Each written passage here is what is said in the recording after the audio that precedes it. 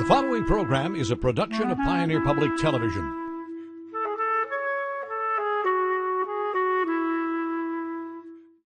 Major support for Compass is provided by the ongoing support of the Leo P. Flynn Estate of Millbank, South Dakota. Additional support is provided by the Southwest Minnesota Private Industry Council, promoting Southwest Minnesota as a place rich with opportunity. Come for the jobs, stay for the lifestyle. More information at swmnpic.org.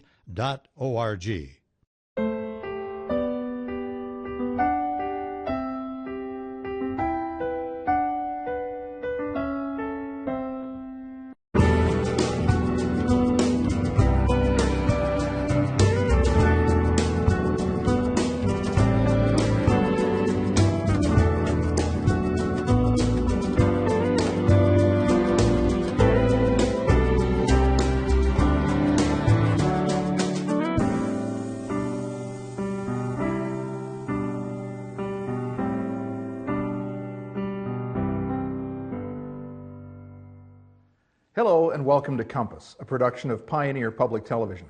I'm Les Heen, your host for Compass. It's a weekly discussion of public policy and important issues facing our viewing area. This week, we'll talk about how breweries and brew pubs are popping up in rural areas and what that means for folks.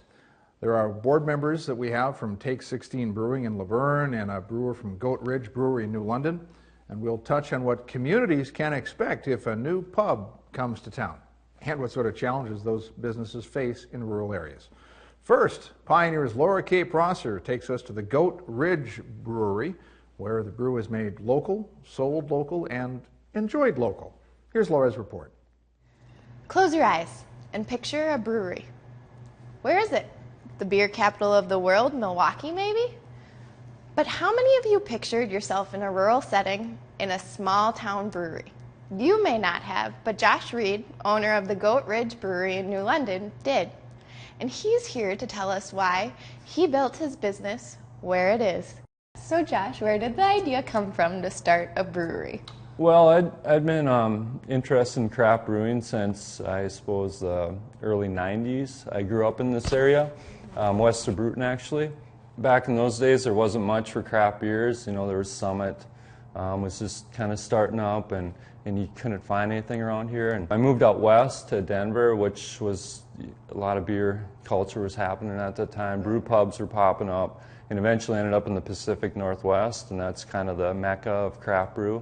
And so I really got interested and started brewing, and it started to be a passion. Came back to the area in the mid-2000s to a farm place, affectionately referred to as Gate de Rugen by the old-timers, and your Norwegian speakers, I'm sure I butchered that, but it translates to Goat Ridge.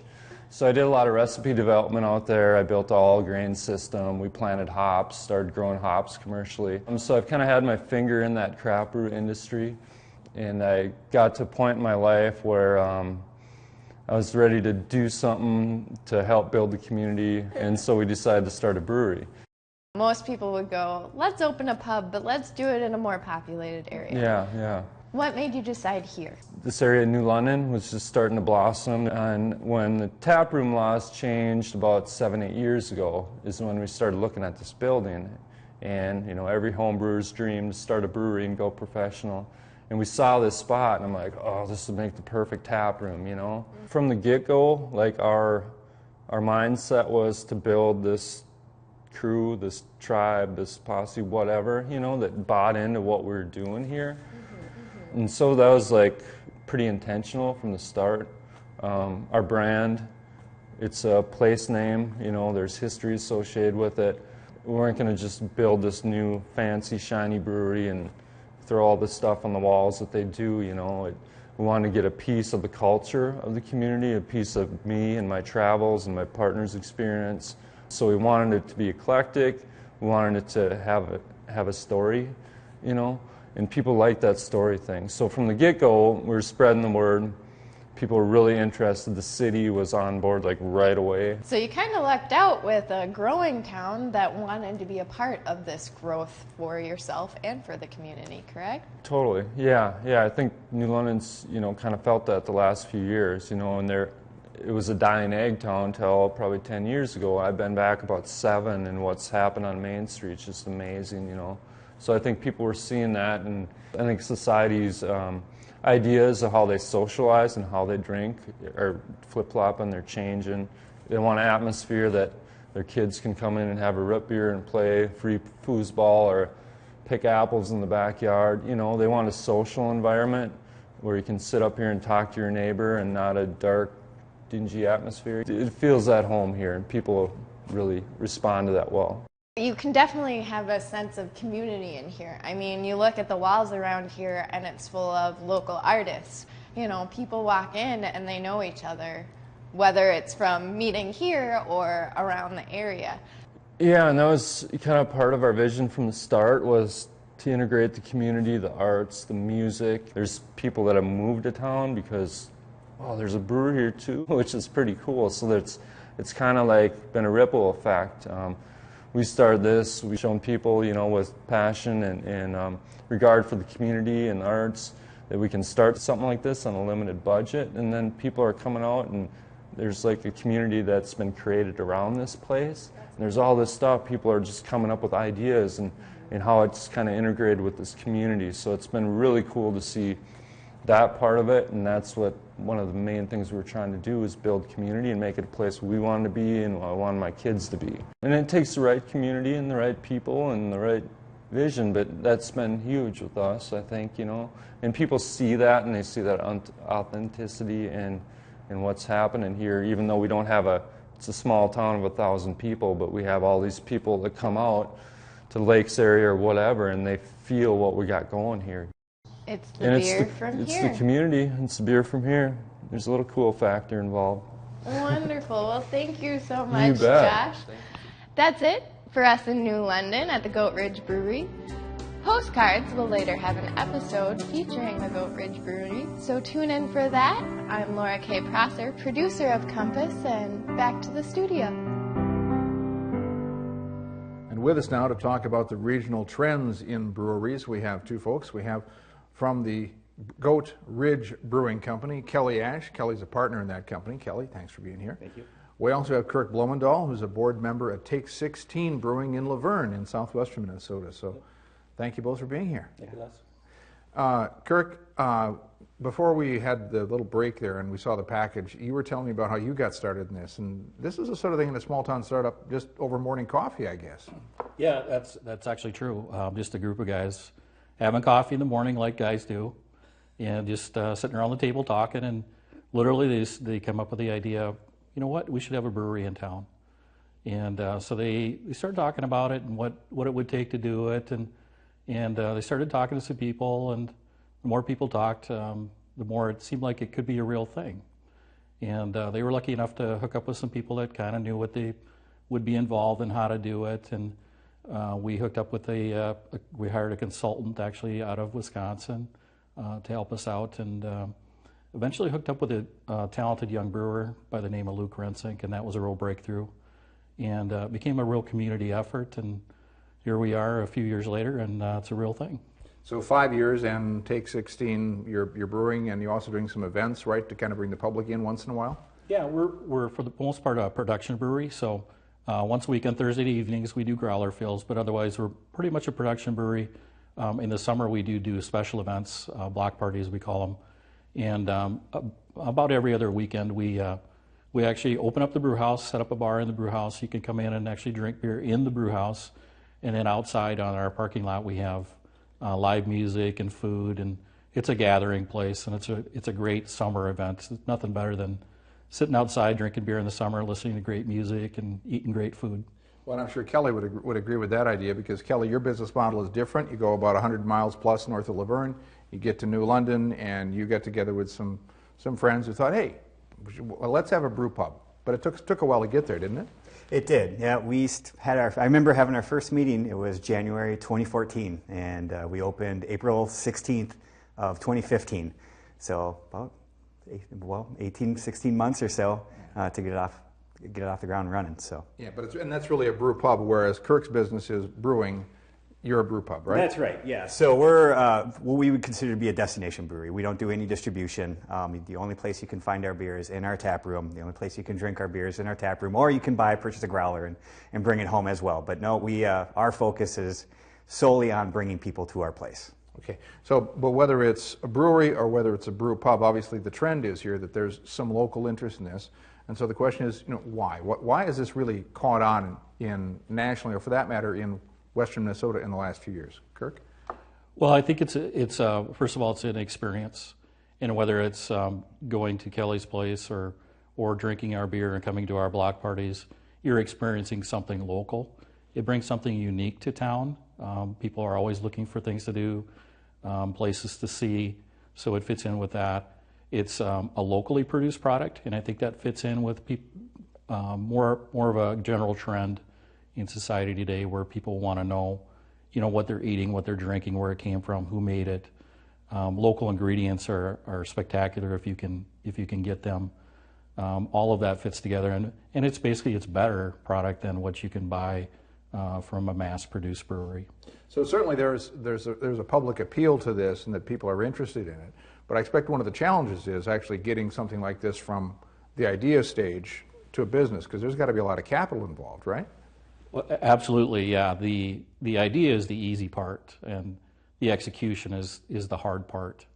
And there are many challenges that come with it. First of all, getting the capital, and whatever source that's going to be. In our case, we have over 80 local investors, and a lot of them are very small investors. So that's a very time-consuming process, to raise that capital. And then you run into all kinds of issues like licensing. In Minnesota, you have to have your plumbing plan approved. You run into local ordinances, just construction. Construction's an adventure in a brewery, especially in a small town. Plumbing is a huge part of any construction process on a brewery, and generally there's nobody in town that's ever done one. So they're learning as you're learning, and you're doing it together for the first time, and that's a challenge for everybody. And I suppose in your case, Kelly, you had not only that side of it, but then also the service side on top of it with hours and getting the regular traffic. So that's another layer of complexity?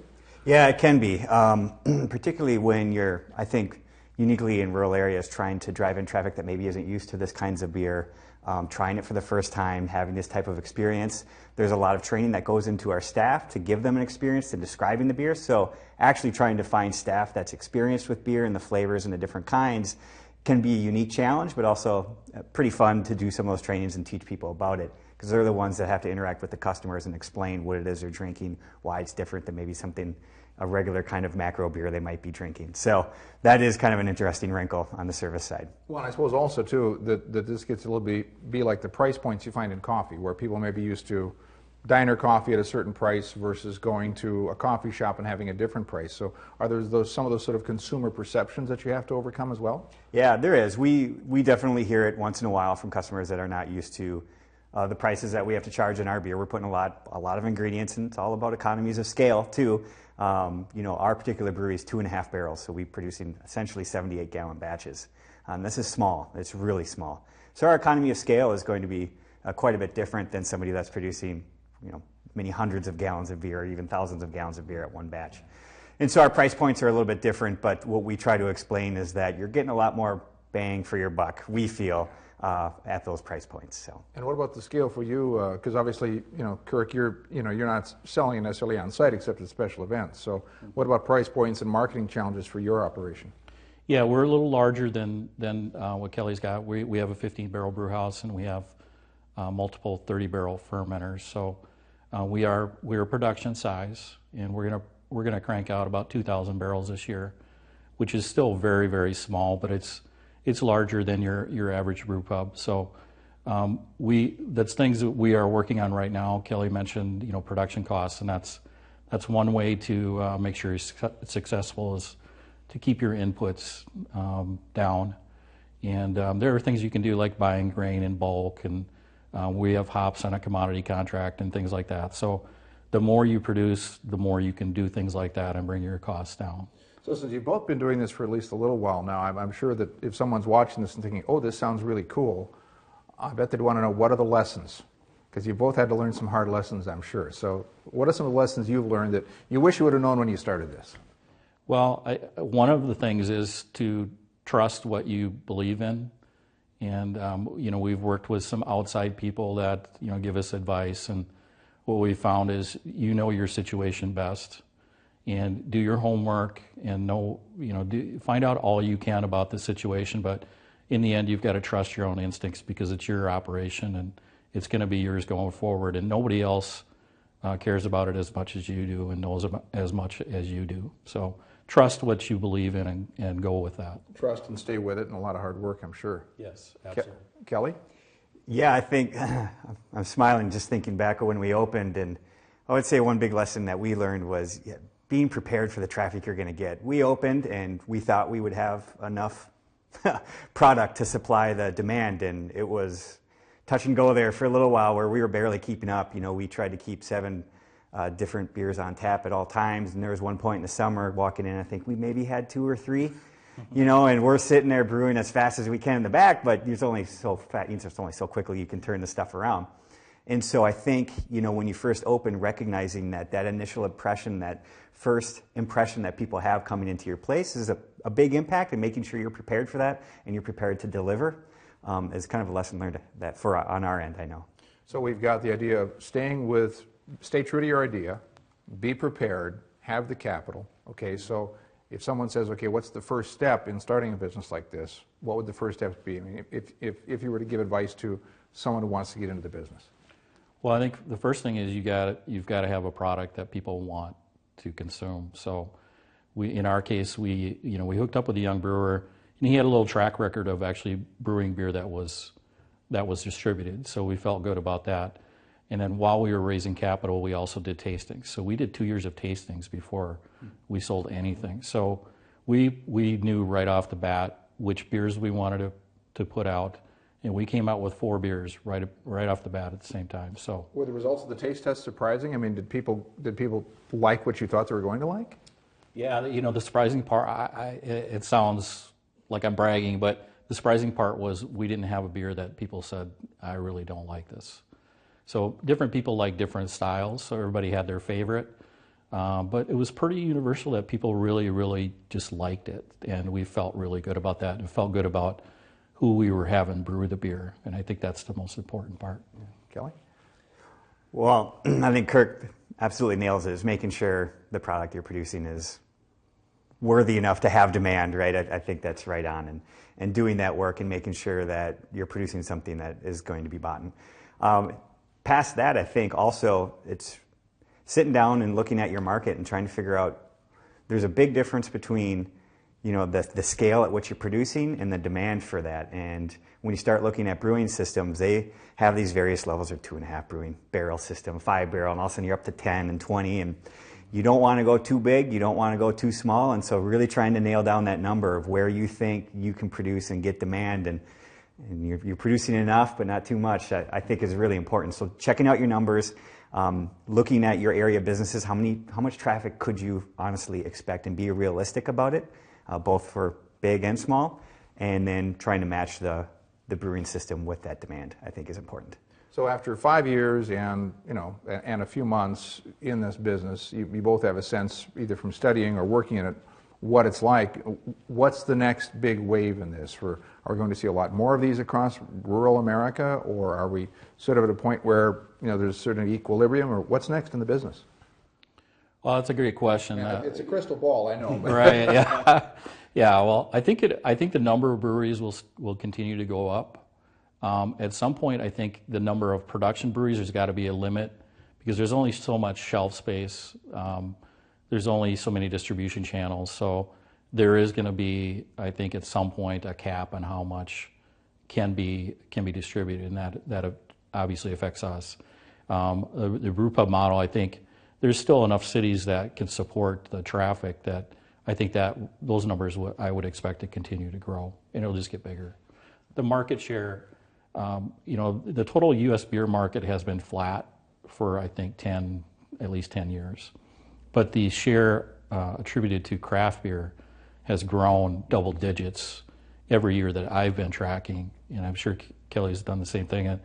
So I don't see that ending anytime soon. Kelly? Yeah, I think Kirk talks well about kind of the market, and that's definitely trends I'm seeing as well. I think there's still room in the market for small town breweries popping up and more of that kind of taproom style non-distribution. I think you're right with the distribution market. There might be some sort of threshold that we may be approaching sometime, maybe in the future here. But also, I think just looking at the product trends, it's kind of funny. I think every brewery you go into, they have their IPA, their Mumford and Sons IPA, right? And I think what you're starting to see is as people's tastes are gradually getting acclimated to this type of beer, there's becoming a little bit more in a shift, and you're starting to see it more in urban areas. And I think you'll start to see that trickle down in some of the rural breweries now, but particularly around lagers. And some more interesting kind of back to the more kind of lighter lager type beers. And then I think there's room in the market for more sours as well coming up. So I wouldn't be surprised if that's what a lot more breweries start coming out with here in the near future. Great. Well, I wish we had more time, but we're out of time, so I want to thank both of you. Kirk Blumenthal from Take 16 Brewing in Luverne and Kelly Esch from Goat Ridge in New London. Thanks for joining us on Compass. Appreciate it. Thank you. That's all for this week on this part of Compass, and I'd like to take you next to our Compass Literature Corner. Laura K. Prosser will take it from here. Thanks for watching.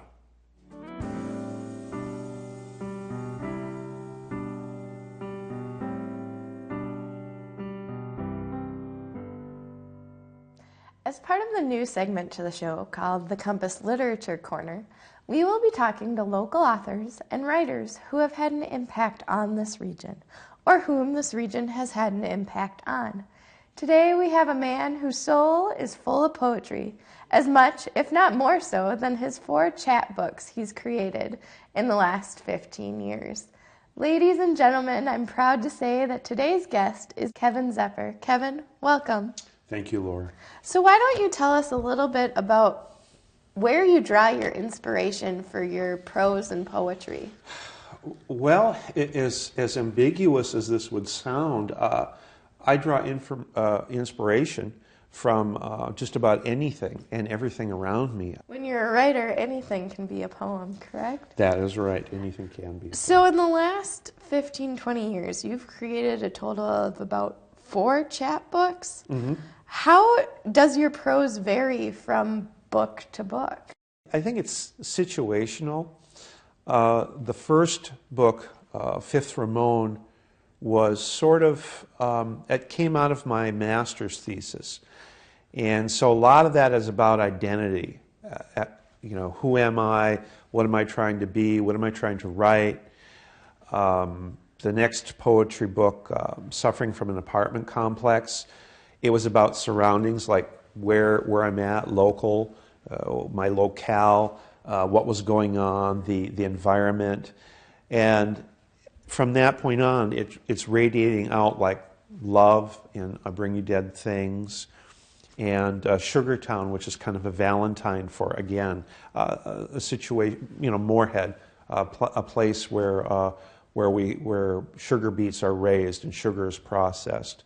So it usually is I write a bunch of poems about something, I look at it later and I think, okay, that's a collection, that all fits together. So why don't you tell us a little bit about Sugartown, which is your latest chapbook, correct? Correct. I began Sugartown years ago, and it was a work in progress for at least 4 or 5 years. When asked, what is it? What is Sugartown? And I think that the quick answer is it's a Valentine for Moorhead, Minnesota, which, as I said, it's sort of a stopping point for crystal sugar, where they process sugar and sugar beets. And I was trying to figure out, what does that all mean, in terms of this kind of industry, and what does it mean? What is this idea of sugar?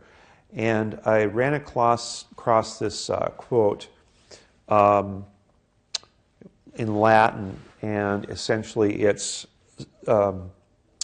bitter before sugar, or sweat before sugar. And it seemed to me that that's life itself. I mean, there's always that work before you get to something that's pleasurable, or where you seek some sort of spiritual satisfaction. So what kind of response with this idea of work before sugar did you get with Sugartown? Without spelling that out too much, I think people understood where I was coming from because of this idea of work ethic, and in our region, that your rewards will be realized if you work hard.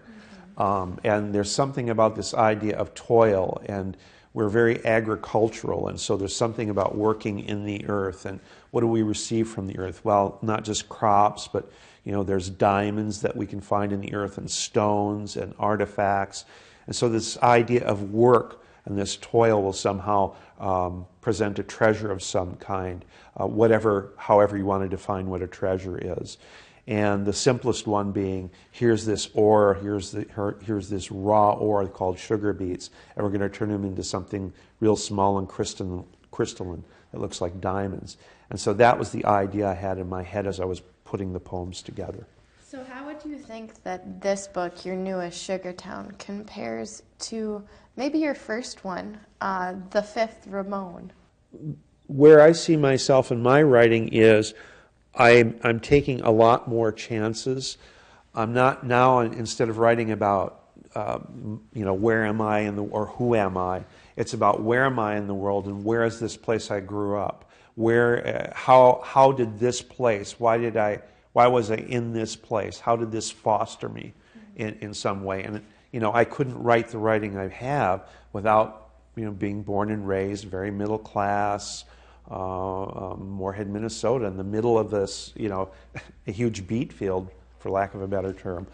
And now I see that wave, that ripple, extending even further, where I'm finding things that are more contemplative to write about, the next circle, so to speak. So where can our viewers find your chapbooks? Sugartown, I'll Bring You Dead Things, even your Fifth Ramon. Well, the Fifth Ramon is, unfortunately, it's out of print, but you can purchase I Bring You Dead Things in Sugartown on Amazon or on Finishing Line Press website for Sugartown as well. Wonderful. Thank you so much, Kevin. Thank you for having me very much, Laura.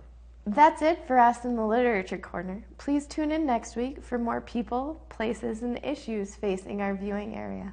I'm Pioneer's Laura K. Prosser. And may your compass always point you in the direction of a good book. We'll leave you with Kevin reading a poem. From I Bring You Dead Things, Lover Calls. Alone with this typewriter, no more. She refuses to listen anymore. I've grown old, boring. My imagination isn't worth bedding down for the night. Sleep by myself on the futon shelf, wait to see if my lover will call me back. Days remain dry, no new poem to embrace, to roll with under the covers. Discourse, prove myself? What must I give up? Jump up and rush when my lover calls.